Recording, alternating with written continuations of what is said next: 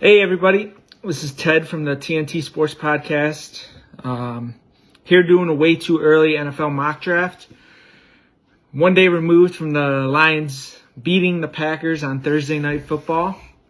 What a game. We'll just jump right in. So I have Jacksonville Jaguars picking at number 1. The obvious choice here, I believe, is Travis Hunter. Plays wide receiver corner at Colorado. Heisman candidate right now. He's overall the best talent in the draft. One of the best corners. Decent receiver. Good hands. Good ball skills. I think he would fit well with Trevor Lawrence. Just another weapon for him. Picking at number 2, I have the Las Vegas Raiders. Picking his teammate, the quarterback from Colorado, Shedeur Sanders. Not the best QB class this year, but I think he's one of the best quarterbacks this year.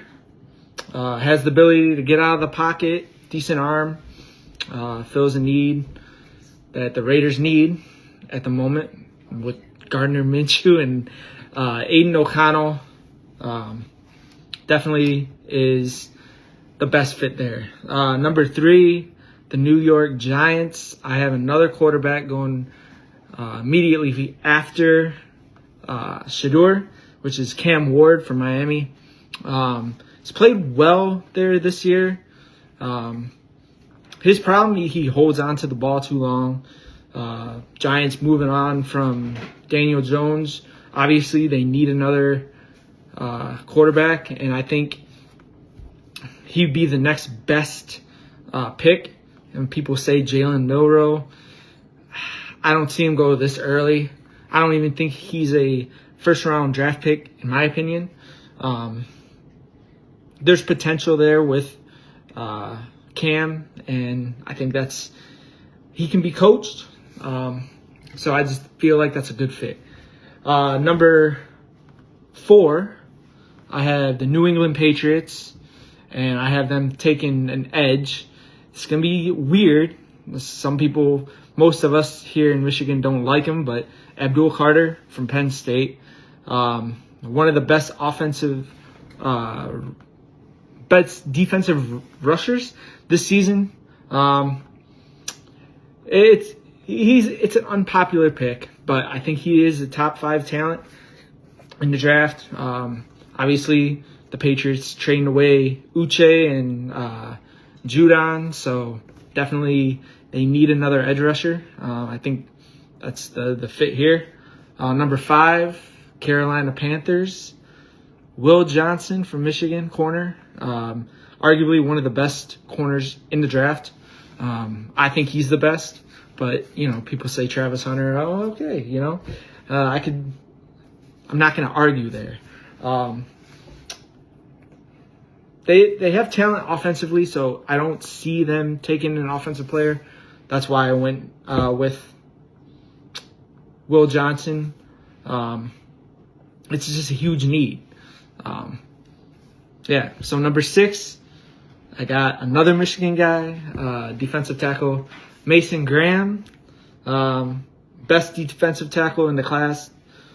There's no question about that. Need somebody to pair along with Queenan Williams.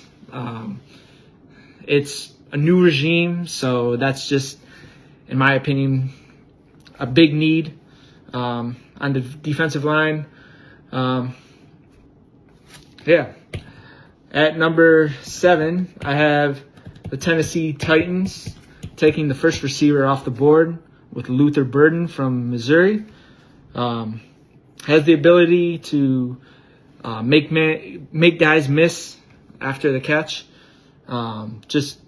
He's a fast receiver, good route runner, and Levis has played good football down the stretch here. I mean, it's still in a losing effort, but he's played better. I don't think quarterback is a need for them at the moment. Maybe not this year. He's one of the best receivers in the class. Picking at number 8, I have Cleveland Browns. I have the first offensive lineman off the board here with Calvin Banks Jr. Tackle. He's a strong guy. He's a mauler in the run game. Can make the argument about Will Campbell, but I see Campbell is more of a guard.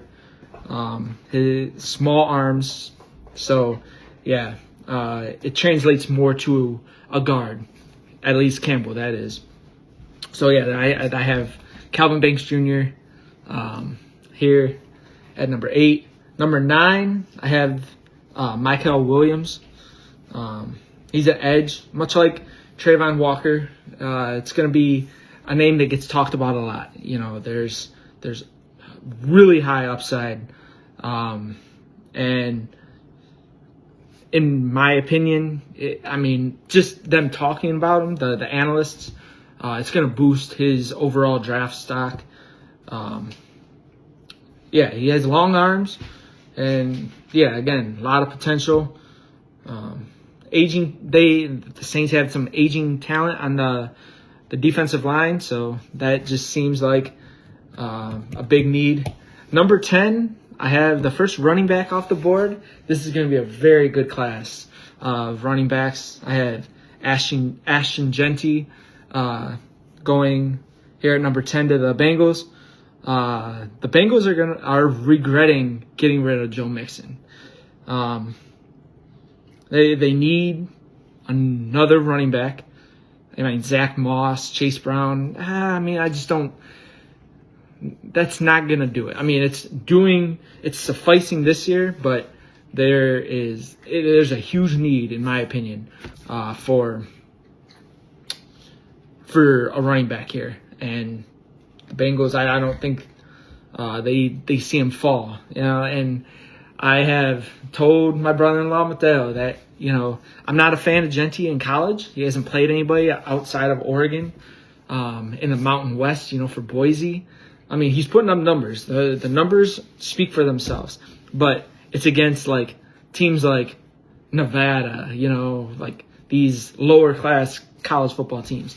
I'm just not sold on him as a college running back. Still probably going to win the Heisman. I know it's unpopular, you know. But I see him as depending on the place he goes.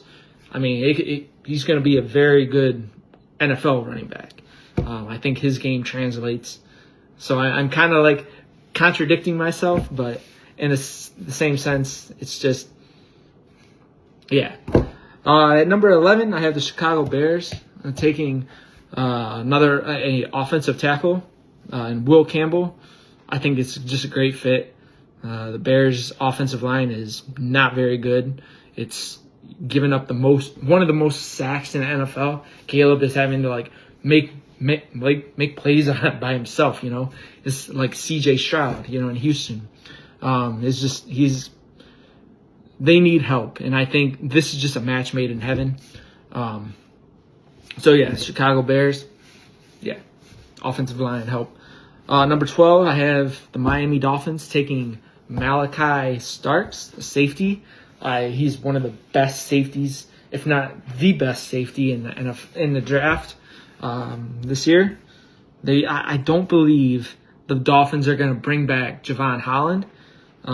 So they need to find somebody to replace him, and I think this is the best fit. He's possibly a top 5 player in the draft. You could throw him in the nickel. You could throw him kind of like what the Lions are doing with Branch. I think Starks is just like that, just right there.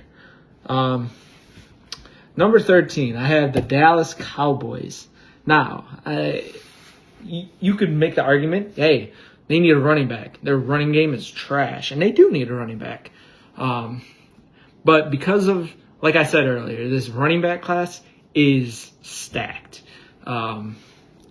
Guys like Caleb Johnson, who is my favorite running back out of the draft this year. I just don't see them taking a running back here in the first round. I think they can get somebody in the second round. Will Dallas? I mean, it all depends on what Dallas is going to do. You know, if it's Jerry Jones, right? But I have them taking a defensive tackle, Kenneth Grant. They made the mistake last year. Mozzie Smith, they this year it hasn't translated. He's not playing very well. He had some injuries, granted, but I think Kenneth Grant, they won't miss on this guy. I think he's a really good defensive tackle. Yeah, so I have them taking a defensive tackle here in Kenneth Grant. Number 14, San Francisco 49ers. Surprise, coming off an NFC Championship win and being in the Super Bowl against KC. The game is, they've had a lot of injuries. So this just seems like I have them taking Cameron Williams, offensive tackle, high upside tackle who could fill in and replace for Trent Williams. Don't know what he's going to do, right? Whether he's going to retire or he's going to leave. So he has good size. He's very athletic. I just see that being a fit there. Number 15, we have the Indianapolis Colts. I have the first tight end off the board here, and it's not Colston Loveland. I have Tyler Warren from Penn State. He could be the focal point in that offense, much like we're seeing with Brock Bowers in Vegas at the moment.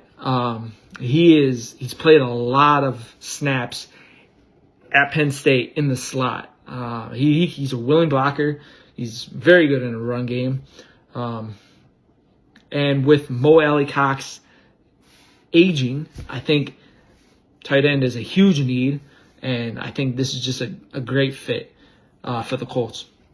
And you give him another weapon for a guy who's only played 10 games, right, in the NFL season, and Anthony Richardson.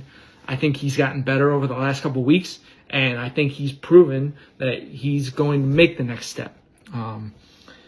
So, yeah, that's what I have the Colts doing at 15. 16, I have the next receiver, Teteroa McMillan, to the Tampa Bay Buccaneers. Wide receiver out of Arizona. He's a very good size. He's not gonna wow you in the speed, right? But he has good hands, and who knows with Mike Evans, he's starting to age. You need to find a replacement for him. Yeah, you have Godwin, right? But I just think that this is the spot. If McMillan falls, which I think he will because of the athletic ability, the speed, right?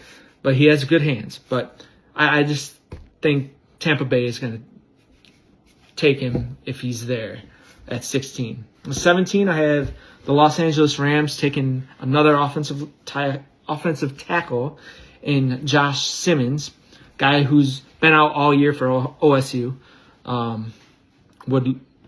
They would love to have him, with what happened just last weekend. He could have been a top 10 talent if it wasn't for the injury. But yeah, he falls. I think the Rams take a chance on him. So at number 18, I have the Arizona Cardinals taking a defensive tackle / interior defensive lineman in Walter Nolan. He was the number 2 recruit in his class. Who was number 1? It was Travis Hunter. He has showed flashes of dominance this year. High upside. When he wants to, he could be a beast on that defensive line. But he has shown signs of giving up, right? So I think he's a first-round talent. If he's willing to play tough, I think it's a good fit for Arizona. At 19, I have the Atlanta Falcons. I have them taking an edge and Nick Scorton. He would fit really well with Raheem Morris's system. He could get after the quarterback like no one else. They need to improve that pass rush, which is the worst in the NFL this year. And that is with Judon. I think it makes sense to take an edge here, no matter who's available, whether, Scorton is not available and Abdul Carter or something like that is available. I think that is just a huge need there for Atlanta. At 20, I have the Denver Broncos. I have them taking a wide receiver out of Texas, Isaiah Bond. The chemistry between Quinn Ewers and Isaiah Bond this year has not been there. That is not Isaiah Bond's fault per se. I mean, I've seen like in games where he's just wide open and Ewers is not thrown to him for some reason. He's great speed, great route runner. It reminds me a lot of a guy like Jameson Williams in that sense. He's literally the fastest receiver in this class. He's a guy like, Texas got drafted last year with Xavier Worthy.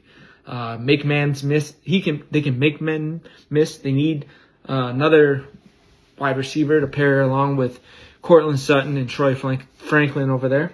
I just think you just put them in the slot or just put them in like those wide receiver handoffs or whatever you want to call them. I think this is a good fit for Denver at 20. 21, I have Seattle Seahawks taking an offensive tackle out of Arizona. Jonas, I'm not very good at pronouncing names. Savalia, yeah. He could be a guard. He could be a tackle in the NFL. They're flexible, and they need help on the offensive line. I'm not going to say too much more about that. 22, I have the Washington Commanders. I have them taking a corner as them taking Siobhan Revel, corner out of Eastern Carolina. They need more playmakers in that secondary with the wide receivers in that division. Guys like CeeDee Lamb, A.J. Brown, Devontae Smith, even Malik Neighbors in different spots. They're a very good team, Washington is. They have a lot of young guys on that secondary. I think this would be a good fit. He is a very good corner. Cover corner, man corner, can play the zone. It's just a match made in heaven for them. Number 23, you can go a couple different ways for the Houston Texans. They desperately need help on the offensive line. So that could be a play. But I see them taking a linebacker, Jahad Campbell, DeMeco Ryans. He could fall in love with another Alabama guy. They fell in love with Will Anderson. And Jahad is a very good cover corner. He can get after the quarterback. So I could see them going after, like I said, they could go after offensive line. I think that's a huge need. But with this draft class not being as good as it was last year and for the offensive line, I think Jahad Campbell would be a good fit for Houston. Number 24, I have another linebacker coming out of here for Baltimore Ravens, Jalen Walker from Georgia. He's a big-time edge rusher. I mean, he can get after the quarterback very, very well. And the Ravens need to improve on that pass rush. I just see it as a big need for them. And he does that in a big way, Walker, that is. If he's available, it's a home run for them. Number 25, I have another tight end, and this time with the Chargers, I have them drafting Colston Loveland from Michigan. There's familiarity with Harbaugh and with him, and tight end is a huge need. Like, you look at their weapons, right? Ladd McConkey is their wide receiver one. Quentin Johnston is unreliable. He's dropping passes left and right. I think Josh Palmer is gone after this year. And that leaves you with what? Will Dissly? I mean, they need help. And I think he's more of Colston Loveland, that is more of a wide receiver than he would be a tight end. He just fit really well with Justin Herbert. I just think that's a match made in heaven again. Number 26, I have another wide receiver taken from Ohio State, Emeka Egbuka. They need another receiver to pair next to George Pickens. He's a good route runner, good speed, decent size, can get open. You could throw him in the slot. It would just be a very good fit for them. And he just seems like a Steeler type of player. Number 27, I have the Green Bay Packers. I got them taking a corner, Benjamin Morrison out of Notre Dame. He's been out for the most part of this year. If the injury is not as bad as what they're saying, I think he's a first-round talent easily. They need secondary help. Like Jair Alexander's not going to be there forever. So they need another guy, and I think he fits right in. He's a first-round talent easily if the injury is, if it's good, if there's no setbacks, right? It just seems like a good fit. Number 28, Minnesota Vikings. I have them taking Caleb Johnson, running back out of Iowa. He is my favorite player in the draft, easily. I mentioned it earlier. He's one of the best running backs this year. He could be used in the run game, the pass game, willing blocker. He reminds me so much of a guy like Jahmyr Gibbs, and he fills a huge need. Pairing next to Aaron Jones. The way the NFL is working now, you got two guys, right? The Lions. You look at the Lions. They have David Montgomery, Jahmyr Gibbs. It's more of a two-one running back system, right? Baltimore Ravens, Derrick Henry, Justice Hill, Bijan in Atlanta with Tyler Algier. It's turning into more. The running back is becoming more utilized now. Like last year, people were like, we don't pay running backs. Well, now I think it's changing. The NFL is changing in that way, using the running backs a little bit more. So I think that's a big fit for Minnesota. If I have the ability to draft him in the Dynasty League, I'm taking Caleb Johnson, no matter where he goes. But I see him first-round pick to Minnesota. Number 29, the Philadelphia Eagles need a lot of help on the edge. I think James Pierce from Tennessee is a huge asset for them.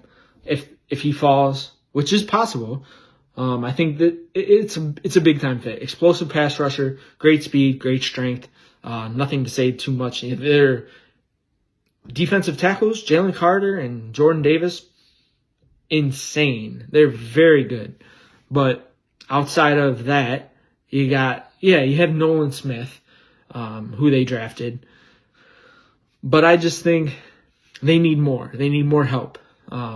Losing Hassan Reddick a couple years ago, I just think it's a huge need. So yeah, Philadelphia, James Pierce from Tennessee. Number 30, I have Buffalo Bills selecting off of the defensive line, Derek Harmon. He's a disruptive force on the line, fills a big hole with some of the aging talent they have on the defensive line. So it could help him in the run game and in the run defense, that is. Just a big need for Buffalo.